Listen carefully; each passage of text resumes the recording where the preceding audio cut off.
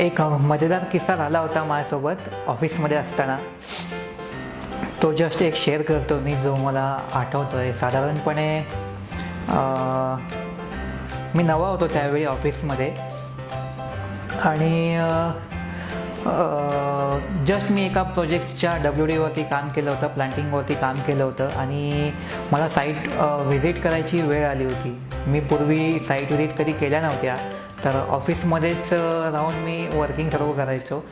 तर लकीली मला सरांसोबत जाण्याची ती संधी आली साईटवरती.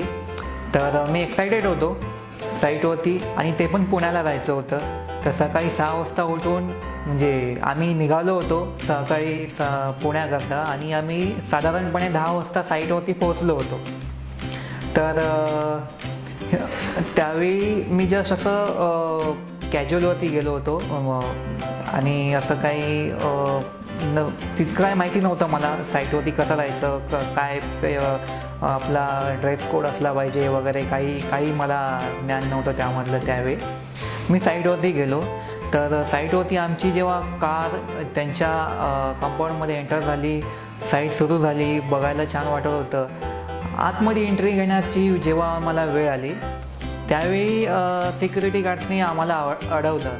तर सिक्युरिटीवाल्यांनी विचारलं की बाबा आम्ही विचारलं की तुम्ही आम्हाला का अडवताय. त्यांचं म्हणणं होतं की यांना आतमध्ये तुम्ही पाडू शकत नाही कारण की यांनी शूज घातलेले नाही आहेत. तर मला असं माहीत नव्हतं की यांचं असं काही रूल आहे की साईटवरती जाण्यासाठी शूज असले पाहिजे, सेफ्टी शूज. तर गडबड झाली. मग आम्ही जे आमचे डायरेक्टर आहेत ऋषिकेश सर, त्यांनी त्यांच्या ॲडमिन डिपार्टमेंटला रिक्वेस्ट केली की जरा ह्यावेळी तुम्ही आम्हाला कन्सिडर करा. आम्हाला माहीत नव्हतं की तुमच्याकडे असं शूज घालूनच यावं लागतं. तर पण त्यांनी ती रिजेक्ट केली, डिनाय केली. आणि इतक्या लांब मी ज्या मीटिंगसाठी एक्साईट होऊन गेलो होतो पुण्याला, तर ती मीटिंग काय होऊ शकली नाही. मला काय आतमध्ये सोडलं नाही. त्या सिक्युरिटीवाल्यांनी शूज नसल्यामुळे मला हकलून दिलं होतं त्यांच्या कंपाऊंडमधून. आणि मग शेवटी मी येऊन आमच्या गाडीमध्ये बसून टाईमपास करत होतो. आणखी काही मला काही हेच नव्हतं.